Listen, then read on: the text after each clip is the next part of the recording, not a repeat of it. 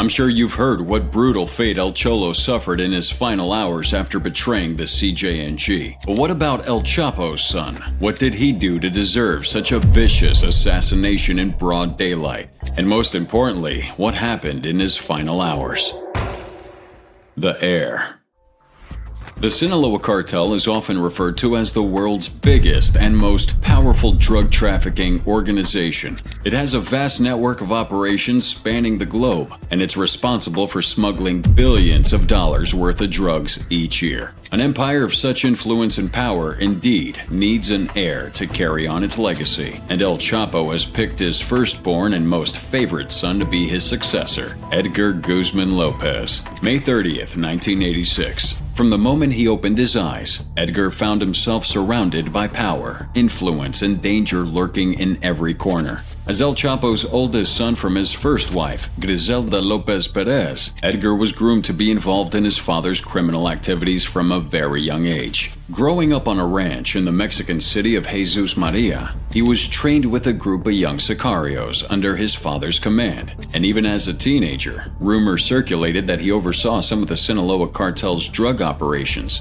And despite being the crowned prince of a ruthless empire, Edgar was known for his humility and calm demeanor. And on top of that, he was also ambitious. He completed early education in a government school and was studying for a degree in business administration. Edgar was part of a new generation of drug traffickers known in Mexico as narco juniors. Second-generation narcos have long existed in Mexico, nearly as long as the business, but since the 1970s, the sons and daughters of kingpins have been taking a different route. Instead of simply following in their predecessors' footsteps right away, they've been increasingly attending top schools, sometimes even foreign ones, in order to learn business better. All these remarkable qualities, along with his father's trust, led to Edgar being selected as the next leader of the Sinaloa cartel. However, fate had other plans in store for Edgar, for tragically his life was brutally cut short before he even reached the age of 22. The Prince is dead. May 8th, 2008. Mother's Day was just around the corner, and Edgar was eagerly preparing a grand surprise for his beloved mother. He'd gone to a shopping center in Culiacan, Sinaloa, to pick up some groceries for the big celebration. Accompanying him were his cousin, Cesar Ariel Lora, and his friend, Arturo Meza Cazares, son of Blanca Margarita Cazares, also known as the Empress, who the U.S. government identified as a money launderer for the Sinaloa cartel. As the three men walked out of the shopping center and into the parking lot, they were met with a deafening bang and a horrific sight. A sign on the upper wall of the shopping center, only a few inches above their heads, burst into flames after being hit by a bazooka. Over 40 heavily armed men, brandishing AK-47 rifles and donning bulletproof vests, jumped out of their vehicles with deadly intent. The three young men attempted to flee to their two trucks, one of which was armored, but their efforts were in vain. Without warning, the assailants unleashed a barrage of bullets at point-blank range, firing over 500 rounds at the helpless victims, snuffing out their lives. The ruthless assassins made a swift escape in their pickup trucks, leaving behind the completely unrecognizable bodies of three men lying in a pool of their own blood. Let's just say there's more to Edgar's death than you would think. More on that later. Anyways, the news of Edgar's death shook the entire nation. The grief that consumed his father, El Chapo, was so immense that he ordered the purchase of every single rose in Culiacan for Edgar's funeral. This left vendors with no time to restock flowers for Mother's Day, but El Chapo's sorrow was too great to consider anyone else's needs. During the funeral, a famous Mexican artist performed a corrido titled 50,000 Roses, which was told from El Chapo's point of view, depicting his immense sorrow. My sons are my source of happiness as well as my sadness. Edgar, I will miss you. You were my confidant, my right-hand man. Edgar's mother, on the other hand, was engulfed with rage. She spoke to the Mexican media, expressing her frustration at the constant labeling of her children as drug traffickers. She was tired of being associated with her husband's notorious reputation and wanted to distance herself and her family from it. As for the people of Sinaloa, they were also fearful of the aftermath and the potential retribution from El Chapo for his son's death. They voluntarily decided to maintain a curfew, confining themselves within the safety of their own homes for days. And the question on everyone's mind was, who would dare to kill the son of a man infamous for dissolving his enemies in acid? Perhaps someone as vile, or maybe someone on a mission, carrying out an order he could never say no to. A tangled web of violence. The blame for Edgar's killing was initially placed on the Juarez cartel. And given the ongoing fierce conflict between the Juarez and Sinaloa cartels in Culiacan and Navolato, it kinda made sense. This war of drug empires provided a plausible explanation. However, Frida Munoz Roman, the widow of El Chapo's son, publicly declared that the perpetrators responsible for her husband's murder, which left their young daughter fatherless, were hitmen associated with the Beltran Leyva brothers. And now you must be thinking, who exactly are the Beltran Leyva brothers? And why would they want El Chapo's son dead?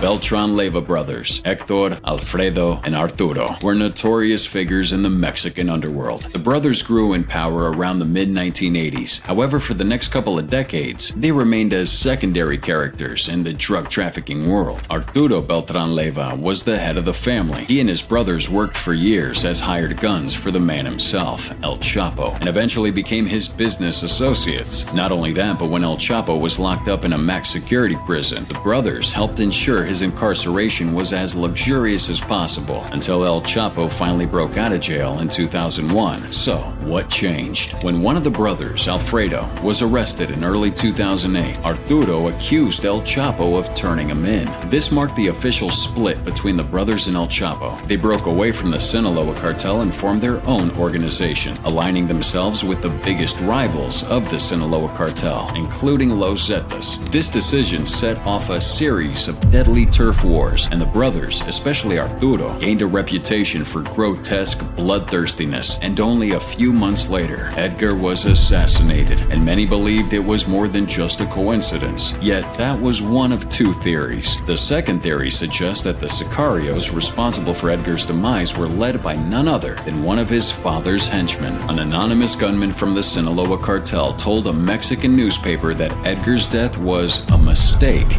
We know it's going to be, because even though mistakes happen, and sometimes they might not be anybody's fault, they still have to be paid for, and in this case, only death will cover this mistake.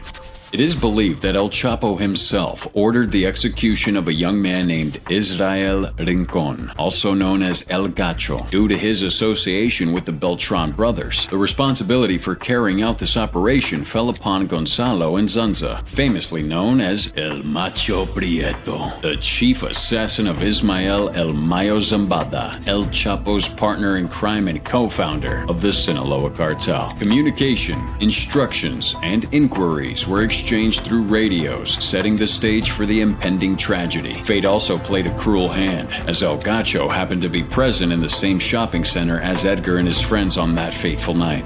It was around 8:30 p.m., and darkness had enveloped the city. And so, when the three young men exited the shopping center, El Macho mistakenly assumed they were El Gacho and his associates. And without a second thought, he ordered his men to open fire on him, turning the whole situation into a catastrophic case of mistaken identity. A lot of people believe this is the most credible possibility, as it was later discovered that the weaponry used in the killings bore a striking resemblance to that favored by El Macho Prieto. I can't really help but wonder about the turmoil that must have consumed El Chapo upon learning that his beloved son had fallen victim to an order he himself had issued. But speaking of El Chapo, aren't you also wondering what he did to avenge his son? Well, technically nothing, and his delayed response left everyone in shock. At that time, a Mexican journalist even wrote that the Sinaloa cartel boss seemed to have become merciful after the death of his son, as there were no reprisals. But with everything you know about El Chapo, do you really think he's the kind of man that would just sit around and do nothing? I certainly don't. Death comes for all. Only a few months after Edgar's death, Arturo Beltran Leyva went into hiding after learning that authorities from Mexico and the US were working exceptionally hard to find him, and it didn't take long before they did. December 16, 2009, Arturo Beltran Leyva was greeted by 200 Mexican Marines, a Navy helicopter, and 2 small Army tanks. In an ensuing shootout that lasted about 4 hours, Arturo was finally shot dead, and his body was left at the scene riddled with multiple wounds. Kinda sounds like a coincidence, no? Wait until you hear about what happened to El Macho. December 18, 2013, a special task force made up of hundreds of Marines and federal police clawed its way throughout the city where El Macho was suspected to be hiding, and after finding his safe house, they unleashed a relentless storm of bullets upon it. The gunfight lasted for hours, with both sides exchanging heavy fire until El Macho was finally gunned down. Don't you just find it eerily odd that the 2 men were killed in exactly the same way? I can't help but wonder if these similarities are just a coincidence, or if they're a sign that El Chapo was involved in both of them. After all, we know that El Chapo has many hands that reach far into the Mexican police. And from where we see it, El Chapo decided to get his revenge by orchestrating his minions without getting his hands dirty. It was his order that sealed Edgar's fate, and it was also his order that sealed the fate of those suspected of having his blood on their hands. If you want to know more about El Macho Prieto and the events leading to his death, check out this video.